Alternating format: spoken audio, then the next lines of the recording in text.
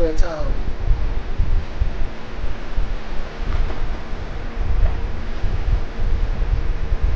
Oh, oh, they look fancy.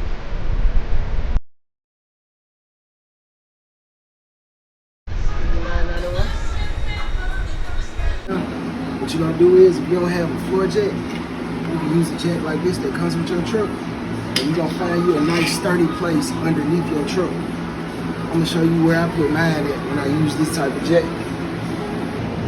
I like to put mine on this little spot right here, right up under that wheel, because everywhere else up under there, it really isn't a stable spot, and that seems to hold pretty good. I just did the other side and it held well, so that's why I like to put mine. And then you just gonna put this little thing here inside this hole and twist to the right, and it should go up for you.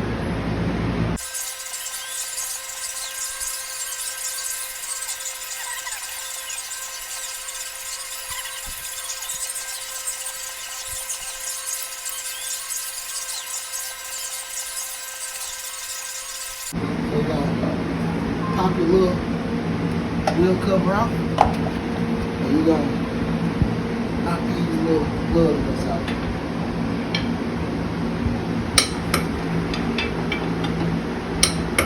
All the way around until you take your tire off.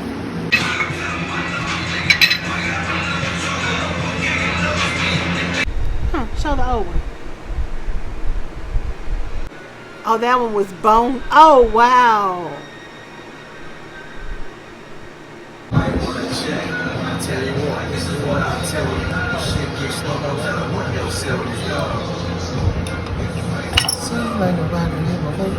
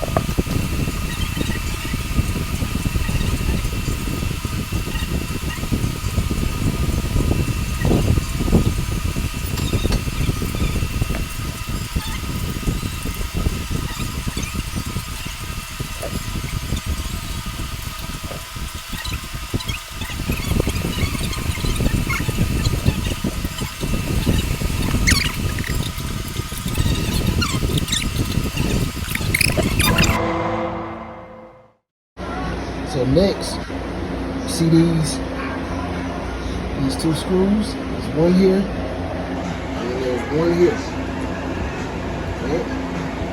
Right here. You're gonna take both of those out, and that's how your brake caliper comes open, where you can get to your brake pads. So we're gonna do that now.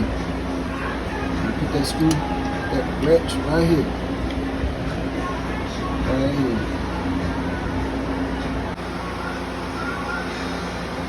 This is what the screws should look like when they come out from your brake caliper.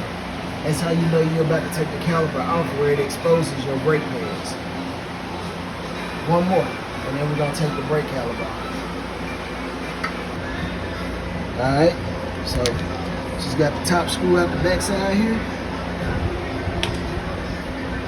And this is what it looks like when your brake caliper comes off. That's your piston right there. That's what you're gonna push in order to put your new brake pads on there. These are your brake pads. I'm gonna sit this up top here while we take these brake pads off. Uh-oh. And we're gonna take the brake pads out of there. There's one there, and then you got one on the back side. And there's your brake pads. Now we're gonna slide our new brake pads in after we clean this off. And we're gonna slide the new ones in and collapse our brake caliper. The way that I collapse my caliper is I put it there and I give it a little tension. Might have to lay down a little bit with this one. Put a little tension on it here and I just hold it until it starts to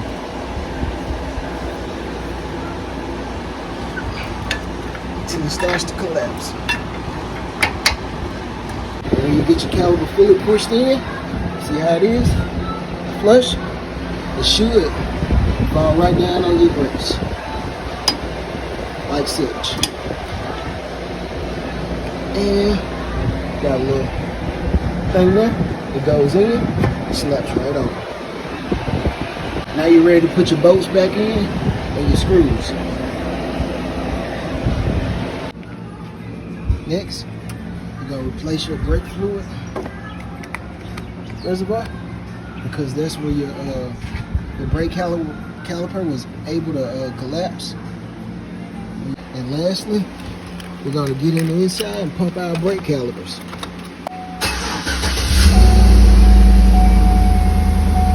Just gonna get in and pump your brakes. See how they're going all the way to the floor? That's because the brake caliper had been pushed all the way in. So after you push it a few times, it should collapse down to where your new brakes sit at. And there it is.